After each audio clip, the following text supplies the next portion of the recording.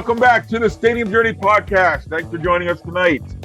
Our website, stadiumjourney.com, is the world leader in sports travel information. We've got reviews of over 2,500 stadiums from all around the world there. Go check them out. And we are more than just that awesome website, soon to be even awesomer. Connect with us on all social media channels at Stadium Journey. You can find audio versions of the Stadium Journey podcast and all of our lovely voices by searching on your phone, wherever you look for your favorite podcast, HIAC Talk Radio Network. There we are. Video simulcast. So if the voices aren't enough, you want to see our pretty faces too, go to our YouTube. It's the Ohio Chili You-Poop. You sound like my niece and nephew. You poop. You poop, Hucklebuck. Don't go to the YouPoo page. That's probably really a thing. The YouTube Don't search page. that. Yeah, not at work. No, I'm not interested. Well, one time I was at work. Poop? What is One time I was at work and went to go to Dick's Sporting Goods and typed in Dicks.com. You don't know what I found.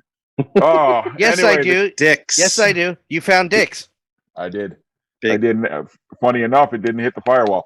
Anyway, our classic back catalog podcast can still be found at vocnation.com. And for those of you who want to listen to this scintillating conversation live, you can join our studio audience every other Tuesday night at 7 Eastern at danlaw.tv. Let me take a second to introduce everybody. Dave Cotney's here. Follow him online at Profan9. Mark Viquez is online at Ballpark Hunter. The other guy, Dan Calachico, is here. You can follow him at danlaw83. The Ecto's fired up. And I'm going to have another one next week. Did you buy one from Providence? I didn't buy one from Providence. You were pissing me. You're exciting me / pissing me out because all those pictures. I was like, look at all the cool stuff. I want one. Oh, buy me a jersey. Ooh, you should have seen what they went for an auction. If it's below 1,000, I'll be surprised. A couple were. Yeah. But anyway, let's see. What's my name again? Paul Baker. You can follow me Baker. at PuckmanRI. So let's get into our topic for tonight. A year ago, Major League Baseball staged what can accurately, I think, be called a coup in the minor league baseball world. They took over the whole operation of all the leagues, reorganized the whole structure. They eliminated entire levels of the sport and centralized everything in their grimy little hands. So tonight we want to take a look at the reorganization a year later from a fan's perspective, talk about what's working for us, what's not working, and what we're indifferent to. So one positive thing to start off with 2022 is they got rid of those god-awful generic nicknames that they had last year when they had like AAA East, North, AAA West, Thankfully. South, and they went back to the traditional minor league names. So we'll start off with a good thing. Yeah, that was There's trademark. more good than that. Yeah, there's more good. There's more good, and I guess we could start with the. Should we start with the Appalachian League? Does that sound? Or should we start with the Pioneer League? Have some leagues. We can start with some of the. I wasn't going to go there right off the bat, but we can go wherever we want, wherever this river takes us. Some of the teams got handed a big pile of lemons, a big pile of steaming crap, but really turned a negative into a positive. And talking about the Appalachian League, for instance. Yeah, no, definitely. And we went, I think I went to 5 Appalachian Leagues stadiums last year. And I can tell you heading into 2020, I'd never paid attention to the Appalachian League. It was only if I happened to be in the area that I wanted to see a game.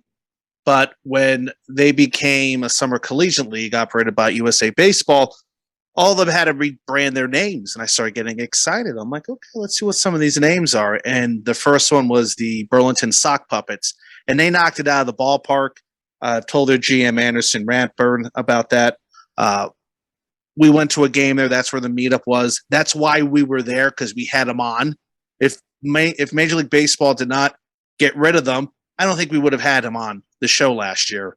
And we would not have been in Burlington, North Carolina in a meetup. So it's for the Stadium Journey annual meetup. So that's a positive thing. We all checked out an Appalachian League game last year. Think all the So merchandise that Burlington, for yes, instance, sold as the sock puppets yes. compared to as what they would have sold as the Royals. As the Royals, you know, the Otterbots, the Johnson City Doughboys, the Flyboys of Greenville.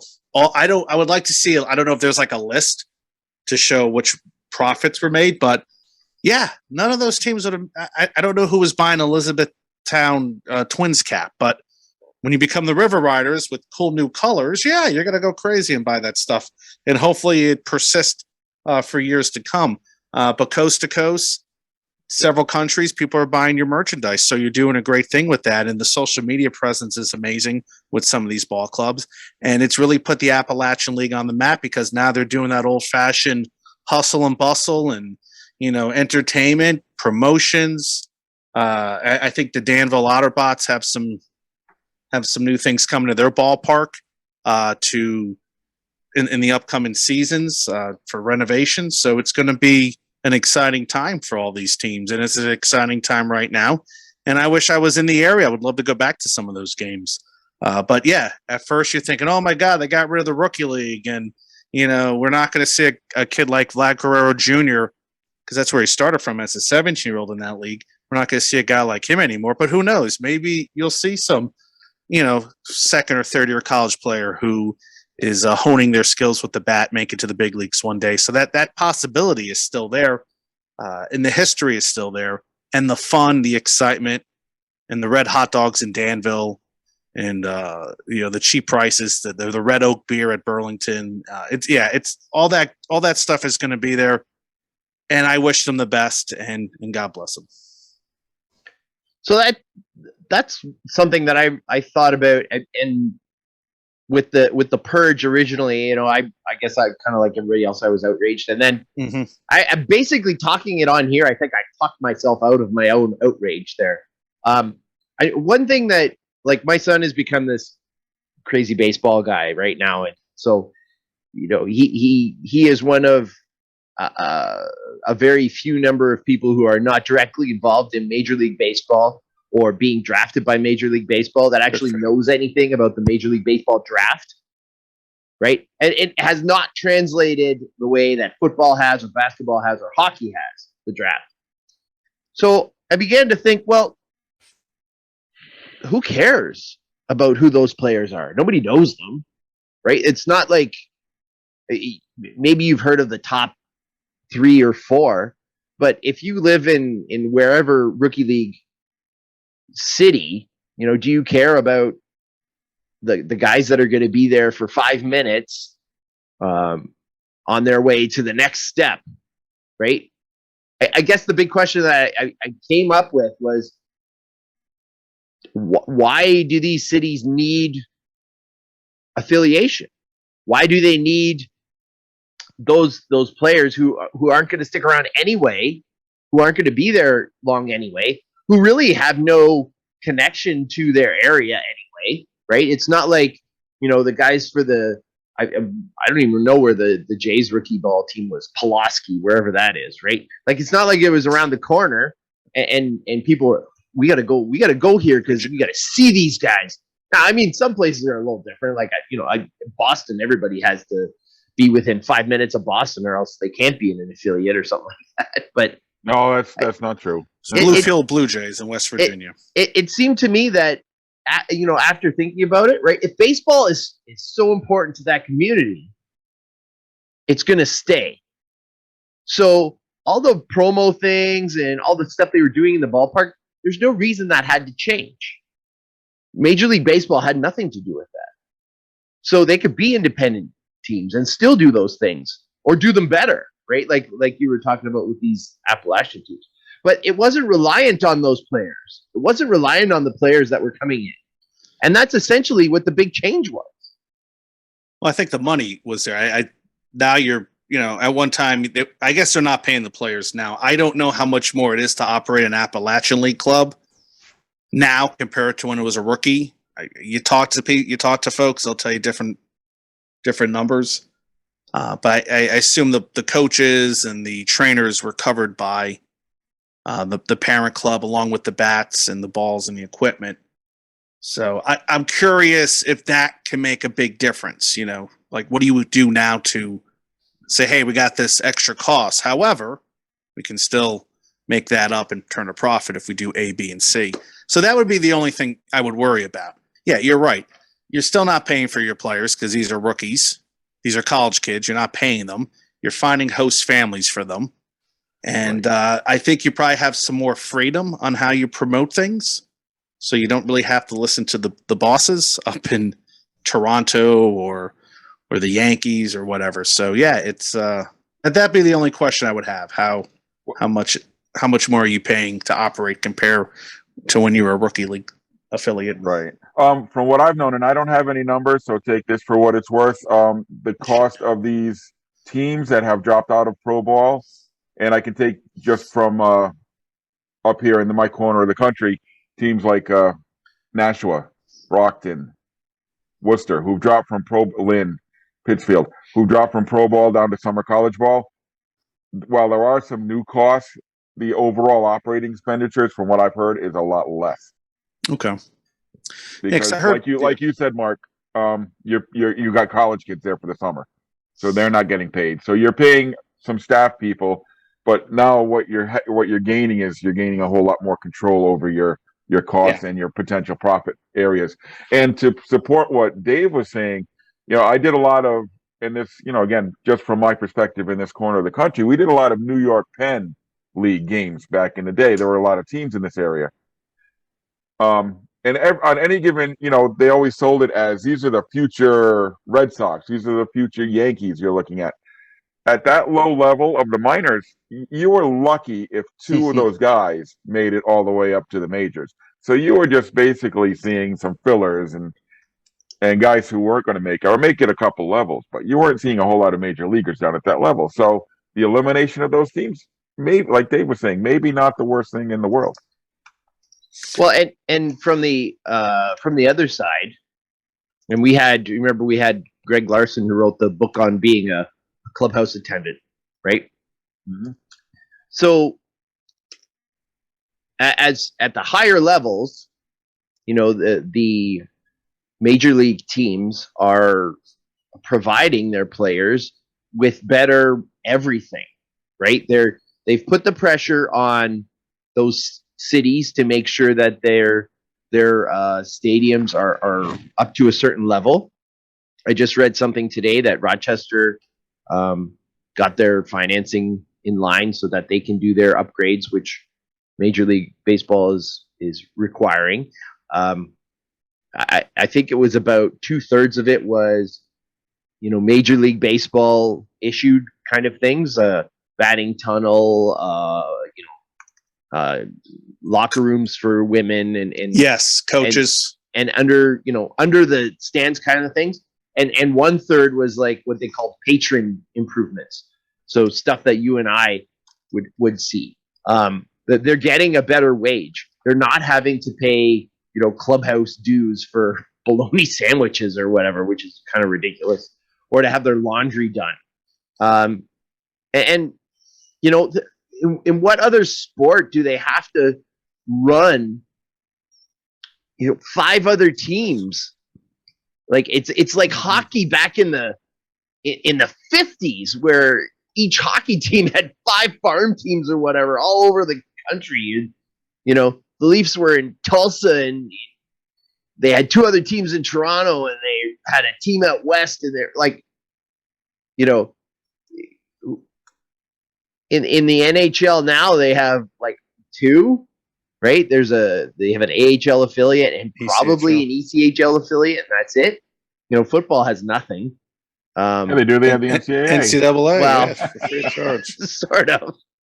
Basketball, they have their one league, the G League. Like you said, Paul, if only 2 of those guys were coming up from the bottom and making it all the way, that's a lot of expense for those 2 guys. Wouldn't you rather put that into better facilities, better training, better nutrition, better amenities, doctors and trainers and all those kinds of things, to better make those players succeed at the top level? I mean, For sure. So maybe changes were a long time in coming. Mark, when we started, you had mentioned the Pioneer League. Is that a success or is that? That's a good question. They became an MLB draft or MLB partner league. Yeah, So when I it's think of weird those, for I think of Trenton. Yeah. I'm sorry. Yeah, it's become an independent league. I'm not sure what's happening out there. I haven't really spoke to folks, anybody from the league. It would be nice to hear some feedback for anyone who's listening. Do you know how things are in Billings and Great Falls and Missoula, Boise? I know they're opening up a new ballpark for the Northern Colorado Owls this year. That should be exciting. And the Glacier Range Riders, say that 3 times fast, up in Montana. So they do have 2 new clubs joining this year. And, once again, it's, they have the freedom to do whatever the heck they want with promotions or, with players. They don't have players coming and going, moving up the ladder, let's say. So, yeah, it's interesting. The New York Penn League just got dissolved, and all those teams, some of them got brought into affiliated baseball. Yep. Some went Indy, some went Summer. Yeah. Some went Summer, some went Indy. Just stopped. Yeah. Some of them just stopped. The Appalachian League, they all just became under USA Baseball. And then, of course, the Pioneer League became an independent league. So it's even those 3 leagues that have been around for hundreds of years. They all had different paths to where those clubs are now. And it's a shame that you get rid of the history. But if you look at the New York Penn League, I look at a club like, and I'm segueing to the NYPL, Batavia. Their time had come. They had no business being affiliated anymore. That's the perfect stadium. That's the perfect town. That's the perfect area, location for a summer collegiate league. And I really hope people embrace that and enjoy it and say to themselves, hey, we're not in the New York Penn League anymore. However, we still got the Muck Dogs. We still got the great ballpark here. And we can go on the road and see, nearby towns. If we want to take a road trip. So I really hope people embrace that. We'll see. Well, we'll see within 3-5 years if we still have some of these teams playing. I hope so. I really do. I don't know. I think of Norwich, which went the same route. They dropped down to summer college. I went to a game last year at the Sea Unicorns, and they've got a 6,000 seat ballpark that at one point was AA. That's the problem. And that's the now is there were maybe 200 people at the game I went to. But Dodge Stadium is doing something unique. They're going to have 2 different summer college teams from 2 different leagues playing in there. Well, you have to. Yeah. Oh, I didn't know that. Yeah, the Sea Unicorns, I think they were supposed to debut their new branding in 2020. And then the league, got shut down. And then when they were ready to show it off in the New York Penn League, it was, you're not in New York Penn League anymore. And I think they were one of the last ball clubs to announce what they were doing. I think they made their announcement pretty late. But, there's the problem there compared to the Muck Dogs. Muck Dogs is this old, classic 2,600-seat stadium built decades ago. And I believe this Dodge Stadium, where the Sea Unicorns play, was built for the Yankees, a AA affiliate about 26 years ago, seats 6,000. I don't think a summer collegiate league club should have 6,000 seats. That's way too big, unless you're filling it like a Savannah Bananas or Madison Mallards. But no, those are the exceptions. So yeah, you do, and that's one of the drawbacks. A club like the Sea Unicorns, I would like to see in the Atlantic League because I think they fit that mold a little bit better. But would you have more than 200 people there if that was an independent league compared to a summer collegiate league? See, those are hold that thought. I want to get back to that one, Mark. Dan's been waiting. Good. We had to wait for you. It's not wasted. Oh, really? You're gonna go there, Mark? The guy who beat you for the last 2.5 years of this podcast is late one time, and you're gonna go there. Okay. I just wanted to read that Badash said, no, football has the AAF. I mean the XFL. I mean the USFL. Badash, join us in 2 weeks because our topic will be Does anybody really care about any other football leagues besides the No, NFL? the answer is no. I really tried with the Stars, and then about 2 weeks in, I was like, I was upset. Then I was Dan upset. realized they had nothing to do with Philadelphia. They were in Atlanta or in Alabama, and I immediately dropped them like a bad habit. It's made for TV, but yeah, we'll say that for It the was that USFL. weird mascot, wasn't it, Dan? Yeah, no, that's not what put me over the edge. It being Right, football. Mark, that point I wanted to get back to. Norwich might have been screwed by Worcester because Okay. when the Paw Sox moved and they just decided that McCoy Stadium, by the way, anybody who's listening, McCoy Stadium will now be the site of Pawtucket's new high school. Yeah. But since there was no other team in that geographic area, if there was a team in the Providence, Rhode Island area, and you got a team in Norwich, that would kind of. That's close. So with Bridgeport bowing out and turning their ballpark into a concert venue, and Pawtucket just deciding to not even do anything with baseball, I think Norwich got left on an island with no other choices. So. Yeah, no, Also, and that Norwich. Yeah, and that happened with the Lancaster Jethawks, about an hour and a half north of Los Angeles. They got booted out because I think if Fresno, just because Fresno was a AAA team, and then they went down to the California League, so that bumped out Lancaster. Follow me, but when Lancaster was not allowed to continue, was not invited, they didn't have anybody else to play. I think they suggested the Pecos League. Well, if you know anything about the Pecos what a drop League, that would have been. wow. What I mean, the Pecos League, and the Pecos League is what it is, but they're dusty ballparks. Some of them you really question their, I can't even think of the word. Safety. Yeah, I don't know. You question their reputation of being a ballpark. It's like, okay, there's just a couple stands in a ball field here, and you're telling the Lancaster Jethawks, who have a nice stadium, seats a few thousand, to go, yeah, just join the Pecos League. You'll be fine. No, you're not going to be fine. So they close up shop.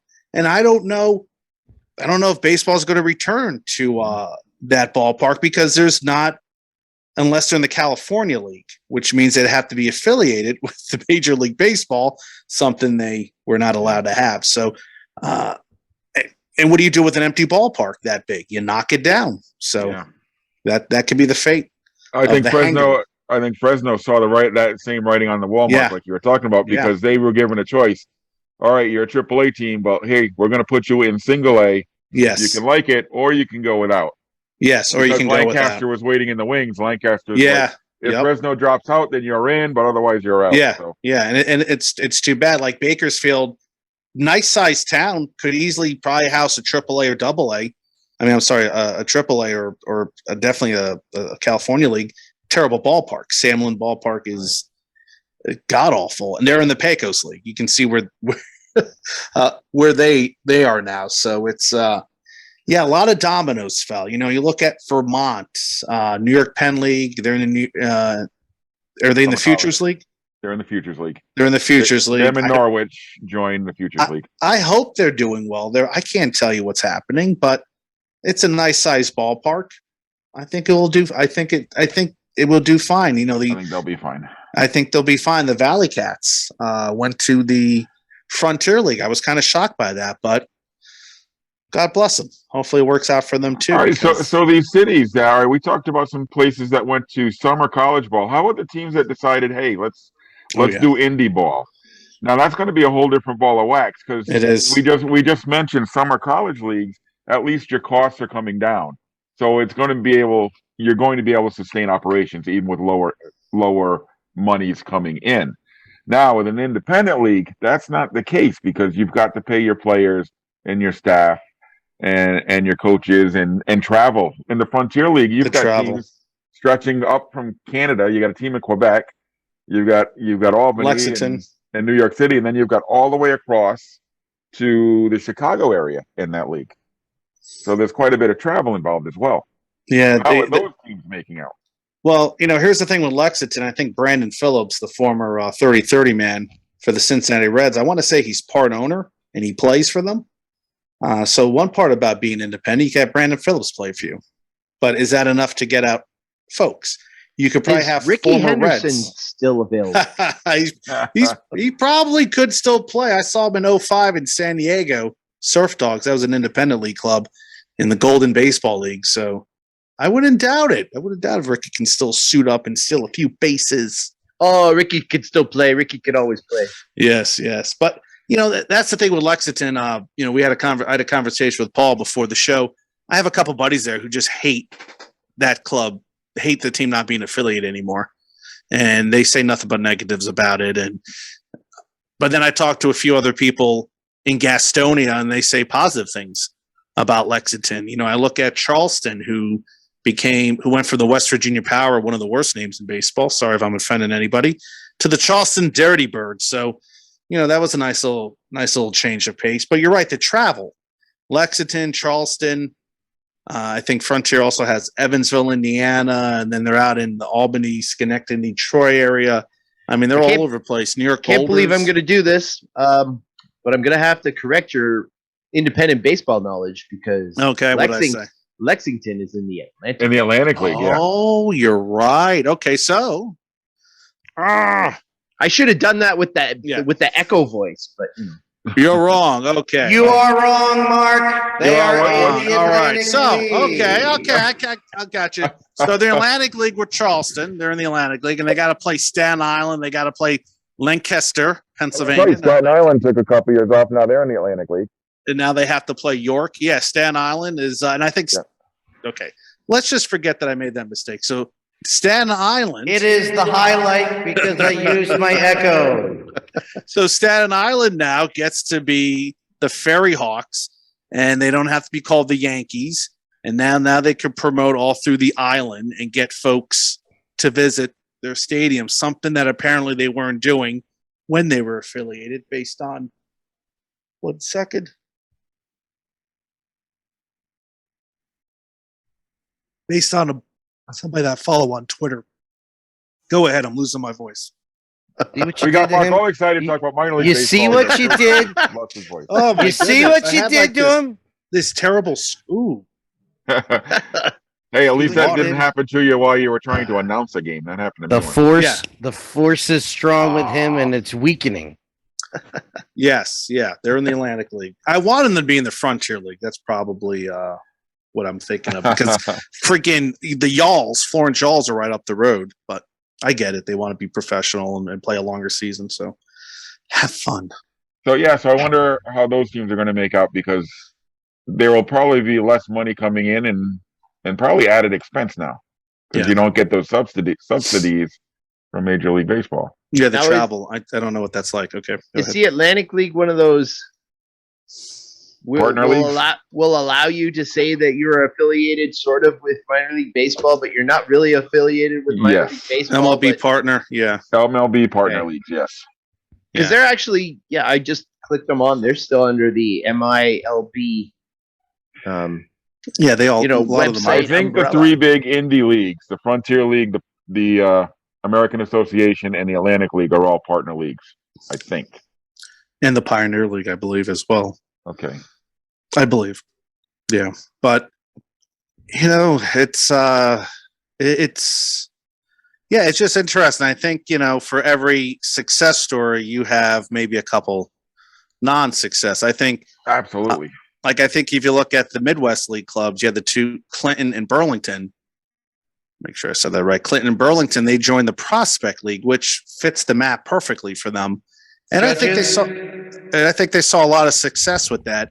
They had huge crowds. I don't think attendance was affected as much because they were in this new league more so than maybe COVID or weather. So I'm looking, I'm glad those two teams played. Once again, two small towns, two older ballparks that just were like, okay, you don't have what it takes to be an affiliate anymore. Even though if you talk to Ted Turno, who I think is the GM of the Lumber Kings in Clinton, he'll tell you otherwise. They'll say, hey guys, if you, when was the last time you went to our ballpark and saw any of our facilities, Like, it's one thing if you came down here and you had a conversation with me, but to just say this out of the clear blue sky and you haven't been down here in decades, But they're doing well, and they had options. Some teams had options. They could have went the independent route. They could have went summer collegiate, but I think they looked at their checkbooks and their budgets, and they said, "Okay, let's go this. Let's do this." Now, maybe some of these teams opt to do independent in the future. I don't know. Maybe some hit down to summer college. Well, I guess Like we New want to go Britain. there now. Yeah, like some teams did this prior to this purge. Isn't this all part of like the modernization of sport, though? Right? So much is changing.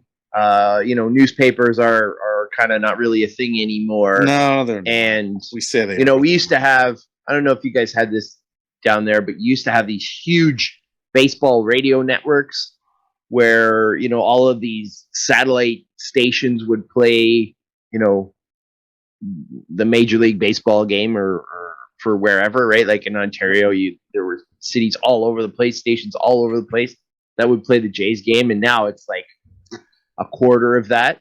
Because everybody picks up streaming now. Yeah. Yeah, you just have so much more access to everything. So, I know that there are some weirdos like us that just would rather go and sit at the ballpark than watch on TV. We are weird, right? But when you don't have to have a local newspaper to follow your team.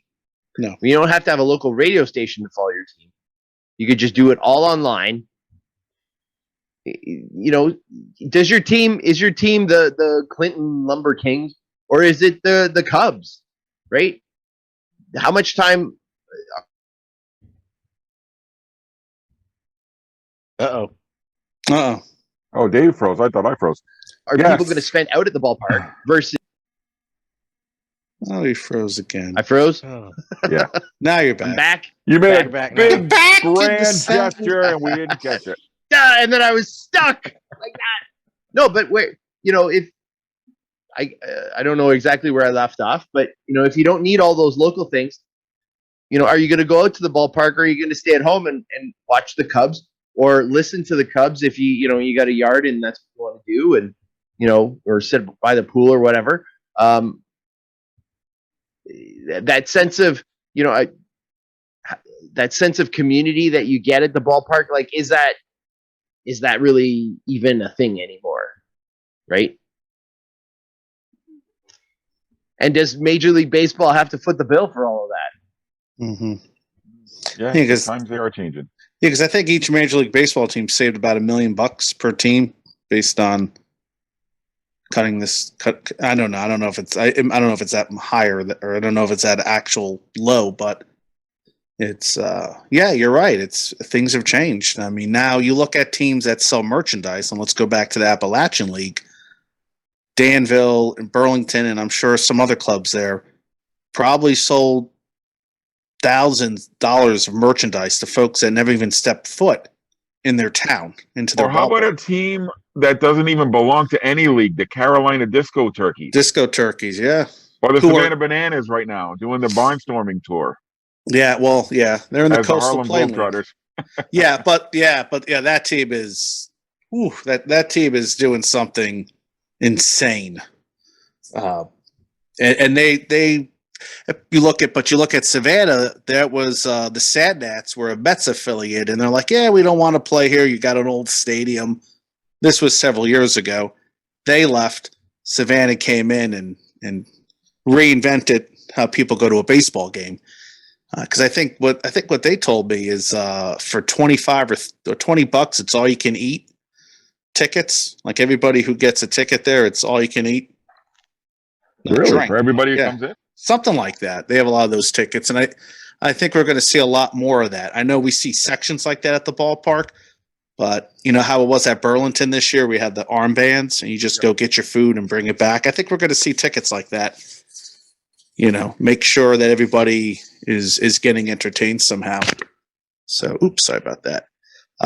But yeah, it was a shock to see all these teams get knocked out. And here's the thing: if you grew up watching one of these teams, because some of these clubs had been around for many years, it wasn't as if some of these teams were brand new. I'm trying to look here at this list in front of me. Hagerstown had been around for a while. Burlington, Clinton. You had the Chattanooga Lookouts were initially on that list. Could you imagine if they got rid of them? The Jackson Generals, I think, are going to be joining the Prospect League in 2023. I don't know how that's going to look because they're a little bit outside the map, but best of luck to them. Hagerstown's building a new ballpark and are going to join the Atlantic League. The Atlantic League, I know that. So here's a question that probably most people really don't care about and is way too specific. That Hank Aaron Stadium that we went to that was really terrible and really toasty. Yeah. Did they bulldoze that thing? I don't know. I don't think so. No, that's in Mobile. Probably still there. Yeah, I don't know I don't think there's a team playing in there like a summer collegiate professional team. Summer collegiate toasty. I don't think there's any summer collegiate leagues down there. I'm still sweating from that game. Well, with all the dragonflies. Yeah. There were more dragonflies than people. There were.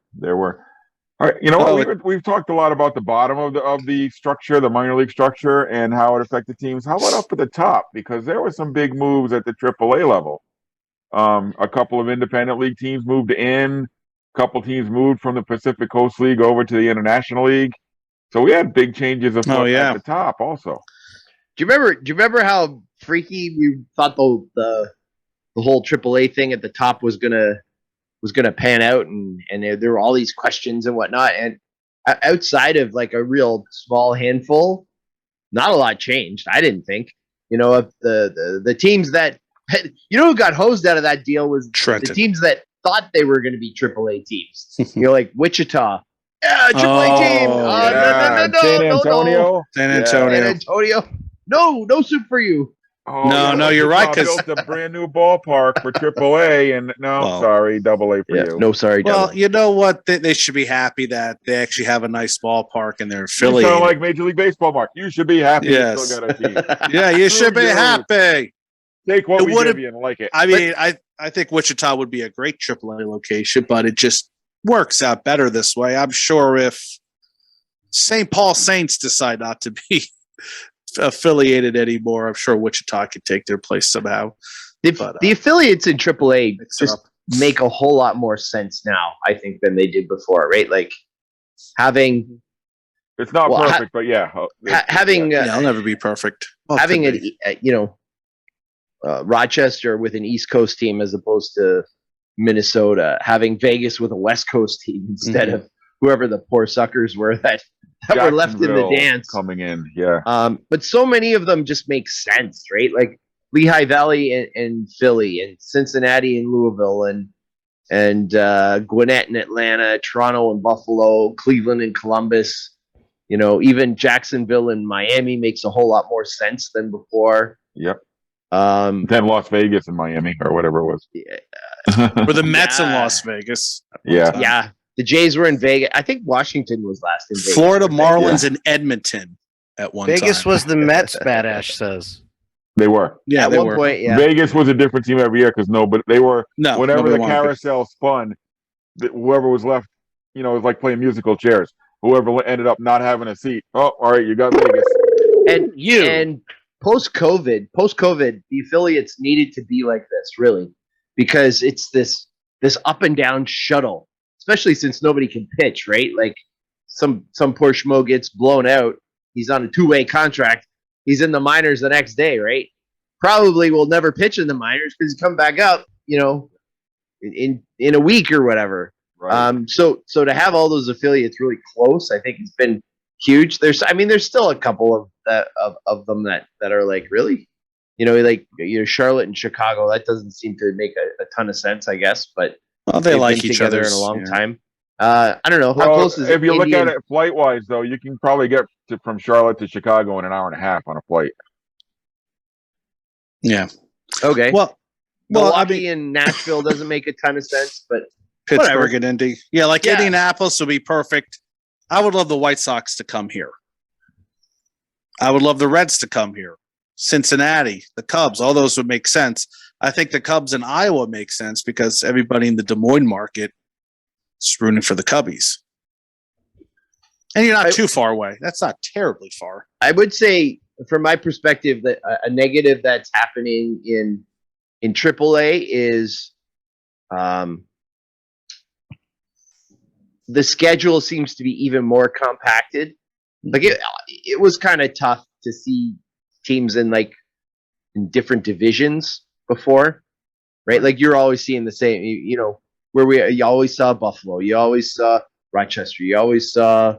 Well, when I worked in the same Pawtucket, old it was really simple. You played everybody in the other divisions, one series on the road, one series at home, 4 game.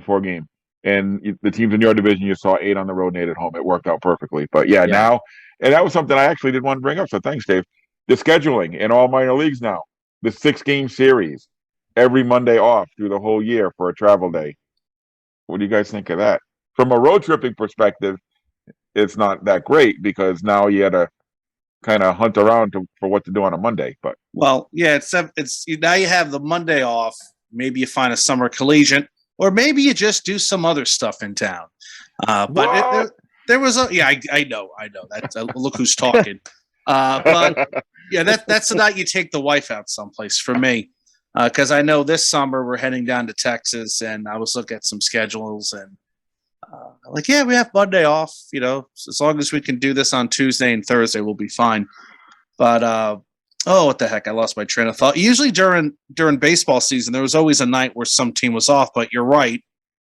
If one team was off, another team was probably playing that night in the minor leagues. But you just got to make the best of it. I mean, it sucks going on a trip and having that Monday open, and you're like, man, I wish there was a baseball game I can go to.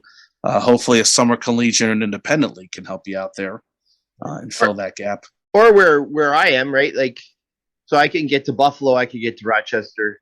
I'd really like to see the Nashville Sounds or the Memphis Redbirds. Oh, well, they're not on the schedule this year. Oh, well, they're in the same league. How are they not on the schedule? Well, that's the way. That's the way it goes. 20 teams in the league. That's how it's gonna. That's why. Yeah. I'm not sure. I'd be curious what the Pacific Coast people feel, having kind of like before the leagues were kind of balanced, right? Like it was 16 and 14. Yeah. Yeah, pretty close. But now, what? Four teams? No, six went over. Well, actually, no. It was Nashville and Memphis went over.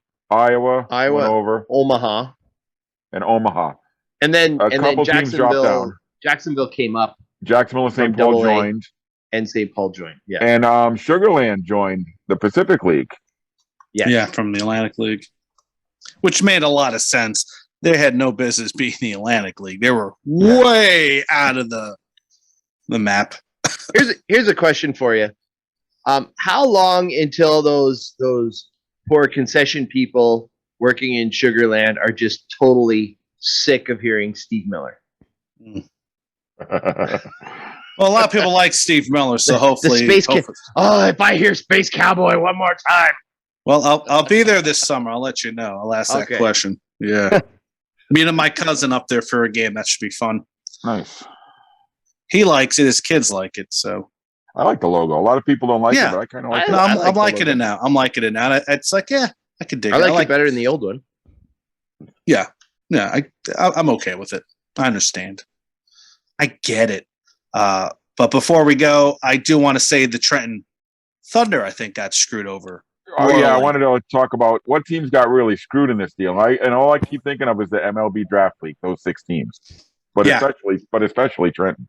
Yeah, because Trenton and Somerset had 2 very similar ballparks, if not the same, separated by, God, I want to say 20-some miles, give or take. And that attendance, I think, was sort of even for both. That I think each one really would have wanted the other one to get the hell out of town so they could attract more people. But Trenton was affiliated with the Yankees. Somerset was independent, and they were run pretty well as an independent ball club, just like St. Paul. So when all of a sudden the Yankees are like, "Bye, Trenton, we're going to Somerset," yeah, that pissed me off too. And then nobody else came to say, "Hey, we'll be affiliated with you." And they were off. They were asked to join the Atlantic League, which they didn't want to do. And then last year, they're in the MLB Draft League. They're playing less games. The Buffalo Bisons That's came in there, right. and then they had to kick out the Trenton team to go play in a really rinky-dink college. I want to say Rider University. That sounds right. It was a hot mess. So I know I talked with Trenton this year on my podcast, and they said things a little bit different. This is what we're doing. So, but yeah, I felt bad because Trenton was one of the granddaddies of minor league baseball in New Jersey, and I hope they find themselves affiliated down the road once again, because that's a fun place to be. You know, you know what they serve there. I won't mention it, Dan, but you know what you could get at a Trenton Thunder game. So, What would that be? Egg McMuffins. Taylor ham. Yeah. See, I didn't say the other word, but anyway. Yeah, I said pork roll on the box. Oh, we really tried. We really tried to go through. You are blind, and North Jersey can't read. Thank you. Thank you. How far is like the new team, the Somerset team from Trenton? What's the geography there? Well, Somerset's kind of halfway between New York and Philly, isn't it?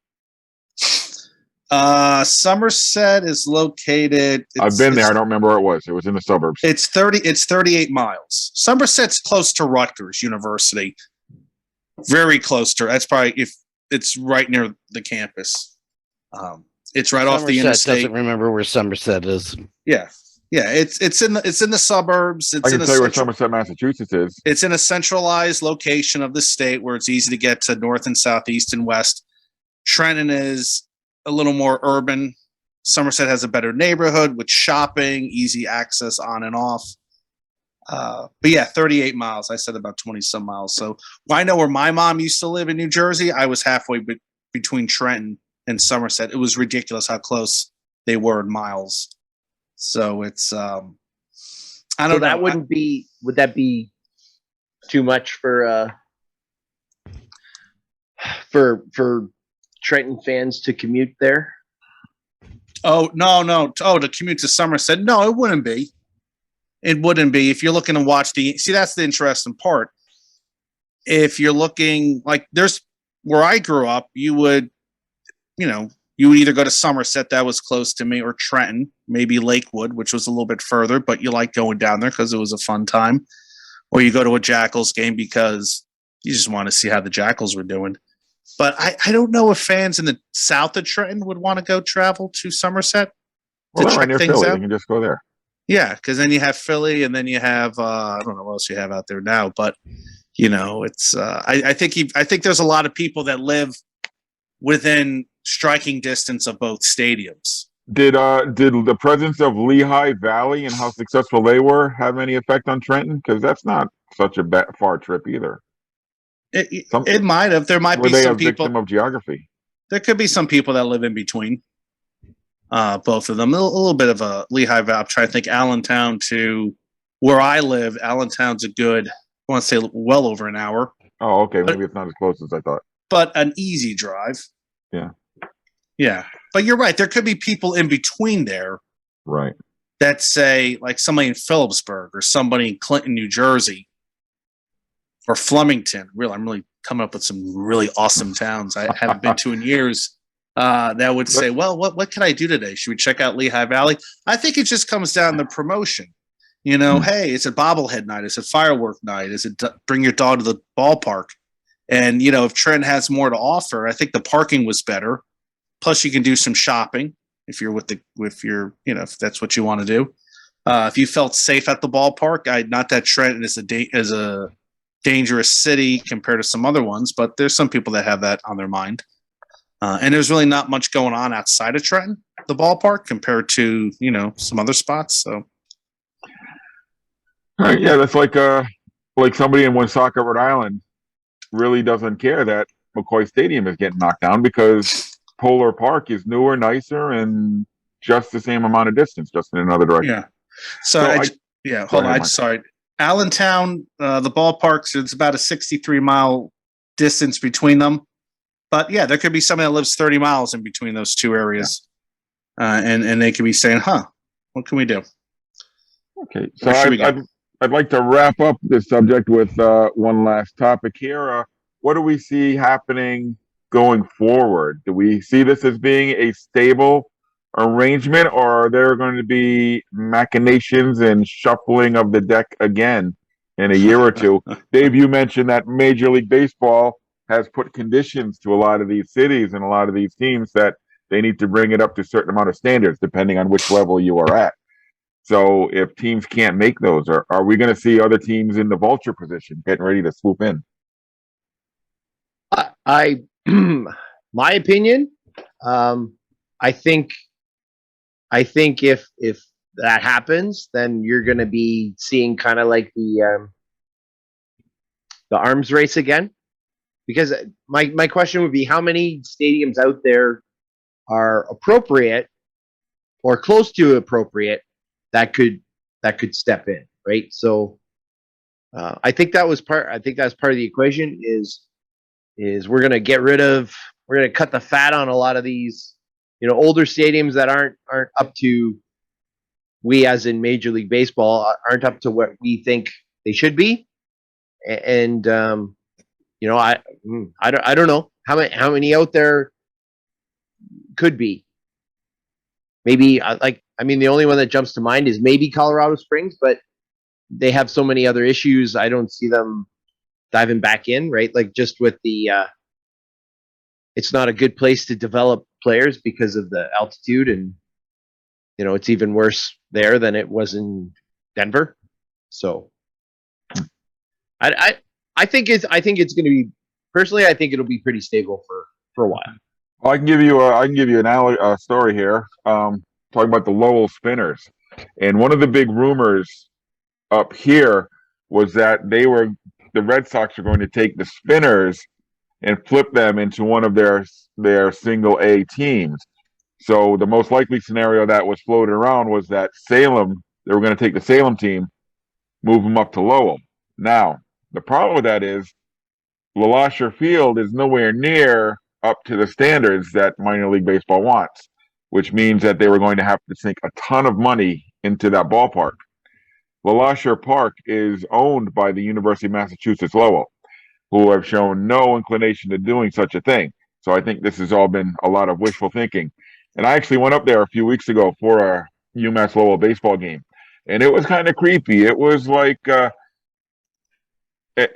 someone who has not yet quite gotten over their ex and is waiting for them to come back, because all the signage, everything from the Spinners days was still there at the park. Please come back.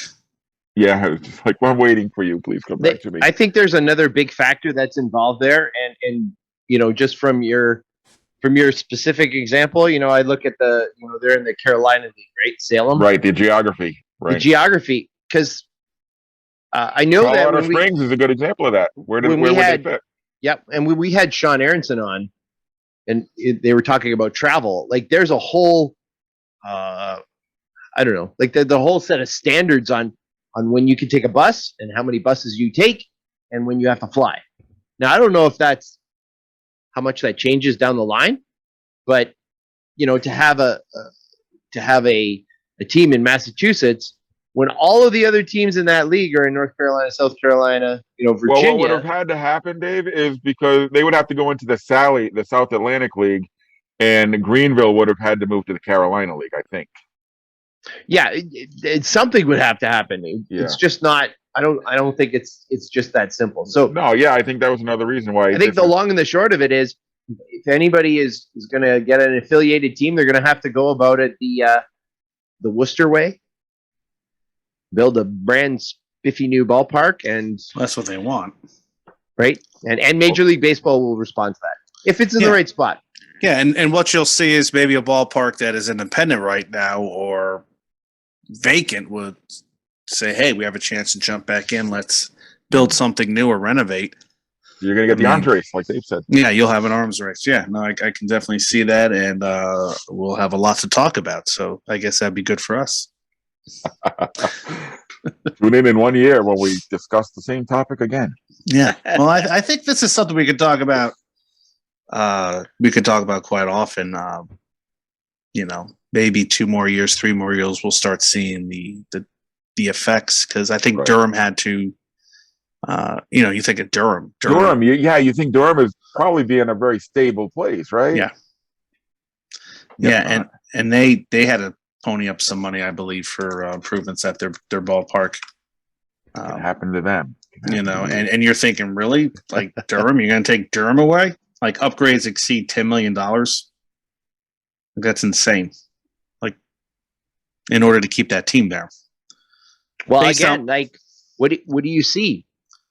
Like, you don't see what's underneath in the guts, right? Mhm. You don't see their pitching tunnel and their, batting press cages room and and locker all. rooms. Yeah. and Yeah, dining facilities. plumbing, electrical, architectural finishes, HVAC, training room, locker room reconfigurations. I mean, new batting tunnels. Yeah, all of this costs money. And here's the thing, and I'm not saying this is going to happen. Not over, God forbid. Let's say they say, okay, Durham Bulls, yeah, we're going to move the team because you don't qualify or you have not improved your stadium. What else would play in Durham? What would be acceptable there during the summer? To join an independent league, to join a summer collegiate league? Yeah, but if It'd you're be in a Major League perfect Atlantic Baseball, League city. if you're Major League Baseball, your answer is Who cares? Yeah. that's a you problem, not a me problem. So it's like they're gonna have to get this $10 million to fix it up. Like Major League Baseball has got all these teams by the I won't say it. By the to the Bulls. By the balls, the baseballs. By the balls. I was actually going to say the short and curlies, but okay. By the short and curlies. That sounds like a good name for a baseball team. Did we get a sponsorship from that manscaping place? No. Everybody else has one. Why not? What about the barbecue? Dinosaur barbecue. Have they? They don't. Like we definitely can promote those guys. All right. Well, I guess that's where we're going to wrap it up for today. That was a fun conversation. I would like you, Mark. I love talking about minor league baseball and minor league sports, actually, not just baseball. So thanks to everyone for joining us tonight. Dan, where can our listeners follow you online? Dan get ready for your Law 83. Listen to Dan playing with his Echo machine. It's like $80 Echo machine. The toys. Mark, where can our listeners follow you online? And hey, do you have any stadium journeys planned for the next couple of weeks? Yeah, you can follow me at Ballpark Hunter on YouTube, Twitter, also Ballpark Hunter Podcast. I have a new logo that I just posted out, designed by Logan Weaning of Old Fort Baseball Co. We may have some line of shirts and merchandise in the future. I'm really getting big time with this. So, but he has a nice, wonderful logo that he created. As for future trips, I hope to be in Columbus, Ohio this weekend for a possible triple header. We're going to check out a little Ohio State baseball, followed by Columbus Clippers, and a nightcap of the Columbus Crew SC. So that'd be a very fulfilling day of baseball and soccer. So we'll let you know. Just follow me on Twitter and check out my stuff on Facebook. I'm sorry, not on Facebook, on YouTube. And when you're in Columbus, you can look up our buddy Pete McGinty. Pete McGinty. Oh, yeah. I just want to say I do need to contact him. Greg says that I'm controlling his ECHO when I say it. So, Echo, play WMMR. Real rock that rocks. Metro Radio. Uh, MMR. Dave Cockney can be followed at ProFan9. yeah, looks like and we he's lost Dan going for nowhere. He a froze, second. so I took over for him. It's cold up there in Canada still. Profan 9 for Dave. I don't know where he's going, and I don't care right He's going nowhere. He's going the distance. He's We're on going the for road speed. to I love that song. nowhere. now. I don't hear that nearly enough. I got to No, it's one of those songs when it pops up. It's like, yeah. Exactly. Dun, dun, dun, dun, dun, dun, dun, What dun. song? the The distance. Distance by Road to Nowhere by thank you, Shauna, for subscribing again. Appreciate it. And Aviation Cake. Girl 88 Cake. follow. you can follow my Stadium Journeys on Twitter and Instagram at PuckmanRI. Trips for me, So let's see. We're next getting together on May 10th. So not a whole lot going on. We've got the Providence Bruins finishing up their season. So you can always find me at the Dunk. If the weather holds up, and for me in New England, the weekends have been fantastic weather-wise. So I've been able to knock out a lot of much-needed reviews on the Stadium Journey site. So in the next couple of weeks, if the weather cooperates, I've got UMass and Dartmouth scheduled. I don't know if I'm going to take a trip all the way up to New Hampshire, though, because I just remembered on Mother's Day, May 8th, it'll be Mother's Day before we get together again. I'm going to Fenway Park for a morning game. They're having a game on Mother's Day starting at 11:30. That'd be nice. Pam and I will be there There you at go. Fenway Park. That's cool. No, I'm not going to a baseball game on Mother's Day. I don't care. That's just You for haven't met me, my not for wife, you, then. you prick. I'm pretending to be my mom. What's your father doing? Okay. Again, Puckman RI if you want to follow my adventures. And remember, you can find all of our stadium reviews and news items and other feature stories on our website, stadiumjourney.com. Connect with us on our social media channels. We're on all of them. Facebook. What's Trump's one there? Truth Teller or whatever it's called that nobody likes. Well, anyway, we're at Stadium Journey. Twitter, Is that still around? Instagram. I don't know. Probably not. You can find audio versions of the Stadium Journey podcast by searching HIAC Talk Radio Network wherever you look for your favorite podcasts. Video simulcasts, all of them on the Stadium Journey YouTube page, and our back catalog, our old episodes dating all the way back to when did we start this? 2017? I think it was 20. I think it was 1989. 5 years ago. A long time. 1999. Us and Prince.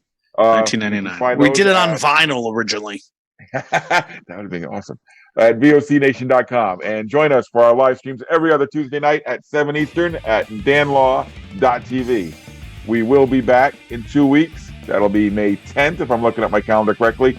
We will be discussing the USFL and all these other upstart football leagues. Does anybody really give a damn? Will they survive a year or two? The answer thanks, is everyone. check the rating. Yeah. Thanks, everyone, for your support. For Dan, for Mark, and Dave is floating around there in the internet. Bye! This fall, I'm wishing you all safe journeys and close games. Hope to see you on the road again real soon.